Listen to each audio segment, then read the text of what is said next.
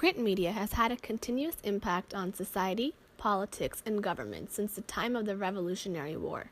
Starting from what used to be solely newspapers, print media has evolved into magazines and books, becoming an even more prominent source of news. The history of print media can be split up into several important time periods. The first important time period we will be looking at is the party press era, from the 1780s to the 1830s. In this time period, newspapers received patronage from political parties who would readily endorse the party's candidate and platform. In this time, newspapers circulated among political and commercial elite because subscription prices were high. American press grew extensively. There were only 35 newspapers in 1783, and by 1833, this number grew to 1,200. At this time, the First Amendment and Sedition Act were also enacted.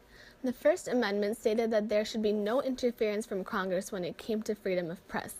The Sedition Act made the criticism of federal government illegal and was repealed 20 years later because it was deemed a violation of the First Amendment. The second time period we will be looking at is the popular press era, from 1840 to the early 1900s. This time period was characterized by the rise of penny press newspapers, which were cheap, tabloid style, and mass-produced. New York Sun, America's first penny press newspaper, sold for a fraction of the cost of earlier newspapers and made newspapers available to lower labor classes. Investigative journalists, called muckrakers, were a key part of this progressive era. Figures like Ida Tarbell and Upton Sinclair exposed the rampant political and societal corruption and turned local issues into national issues. During this time period, there were also newspaper wars between Pulitzer and Hearst. In order to outsell the other newspaper, they would sensationalize stories, sometimes outright fabricating them. This strategy helped coin the term yellow journalism, a genre of journalism that is still alive today.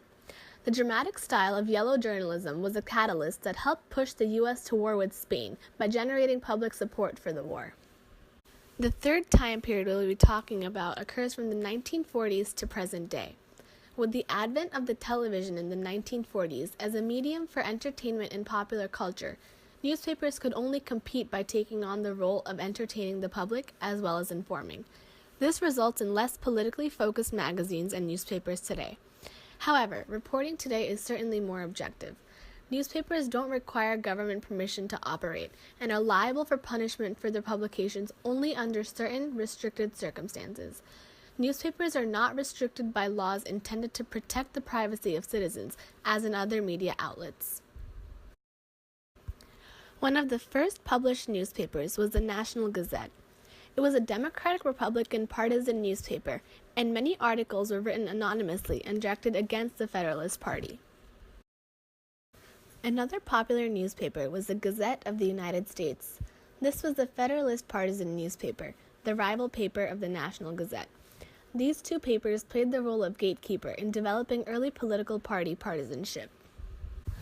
Some contemporary examples of popular newspapers include the New York Times, the LA Times, the Wall Street Journal, and many others.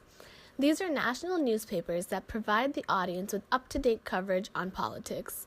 For example, in this issue, the New York Times acts as both the watchdog and a scorekeeper. It gives close scrutiny of Hillary Clinton during her presidential campaign, but does so in a way that in this particular headline, it is also breaking her political reputation and potentially swaying voters. In this second article, the New York Times is debating the topic of gun control laws. This paper was published in December of 2015, a time where gun laws were a recurring topic of discussion. The publishing of this article prolonged the timeline of how long gun laws would stay in the spotlight, acting as a gatekeeper. Print media has a profound effect on society in a both narrow and broad way. In magazines and local newspapers, readers rely on print media for information about crime, local activities, jobs, events, and real estate. More so than other media sources, print offers the public a means by which they can easily access information on a range of local topics.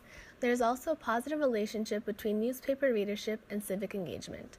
While most of print media is local and serves to inform communities about issues that are personal to them, several, such as the New York Times and Wall Street Journal, have a national audience, giving these publications a large impact on government and politics.